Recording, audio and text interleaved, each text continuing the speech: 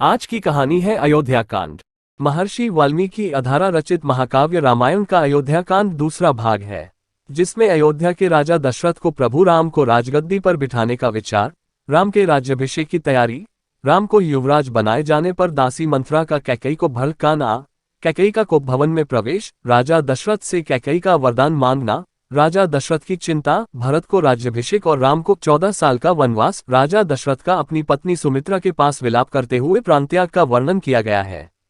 आपको बता दें कि इस महाकाव्य के अयोध्याकांड में 119 सर्ग हैं और इस सर्गों में 4286 श्लोक शामिल किए गए हैं। इस कांड का पाठ पुत्र जन्म, विवाह और गुरु दर्शन के लिए किया जाना चाहिए। श्री राम के राज्याभिषेक की तैयारी। राम राज्याभिषेक। वहीं अब राजा दशरथ बुजुर्ग हो चले थे, इसके साथ ही उन्हें अपने बड़े पुत्र राम की अलौकिक प्रतिभा का अंदाजा हो गया था, इसलिए वह राम को अयोध्या के सिंहासन पर बिठाना चाहते थे। वहीं दूसरी तरफ अयोध्या नगरी की पूरी प्रजा भी श्री राम अधारा किए कामों से बेहद प्रसन्न थी, क्योंकि श्री राम बेहद परोपकारी और उदार हृदय के थे और प्रजा चाहती थी प्रभु राम अयोध्या नगरी के राज सिंहासन पर बैठे। इसके लिए राजा दशरथ ने अपने सभी मंत्रियों को भी राम के राज्याभिषेक की तैयारी के आदेश दे दिए थे, जिसके बाद राम के राज्याभिषेक की तैयारियां जोरों से शुरू हो गई थी। दासी मंथरा अधारा माता कैकेयी को भड़काना।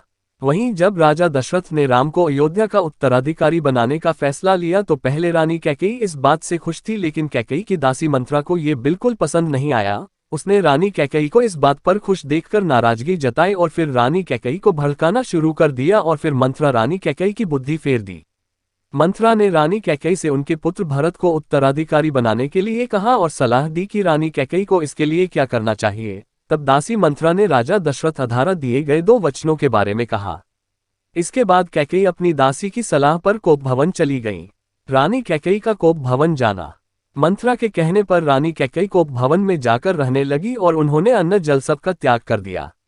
वहीं दूसरी तरफ राजा दशरथ अपने पुत्र राम के राज्याभिषेक को लेकर काफी खुश थे और पूरा महल खुशियां मना रहा था, और यह खुशी राजा दशरथ अपनी प्रिय रानी कैकेयी से भी बांटना चाहते थे। इसके लिए वे कैकेयी के कक्ष में जाते हैं, लेकिन वहां जाकर वे रानी कैकेयी की हालत देखकर उनकी चिंता के बारे में पूछते हैं। तब रानी कैकेयी उनकी किसी भी बात का कोई जवाब नहीं देती हैं। तब राजा दशरथ उन्हें अपने राम के राज्याभिषेक करने के फैसले के बारे में बताते हैं, जिसके बाद रानी कैकेयी मंथरा के बहकावे में आकर राजा दशरथ से 2 वचन मांगती हैं, जो कि राजा दशरथ ने कई साल पहले उनकी जान बचाने के लिए कैकेयी से मांगने के लिए कहा था।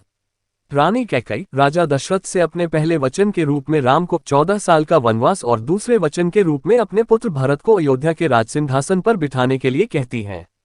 कैकेयी के इन दोनों वचनों को सुना राजा दशरथ चौंक गए और फिर कैकेयी को समझाते हुए इन दोनों वचनों पर दोबारा से विचार करने और इन वचनों को वापस लेने के लिए बोले, लेकिन कैकेयी अपनी बात पर अटल रही।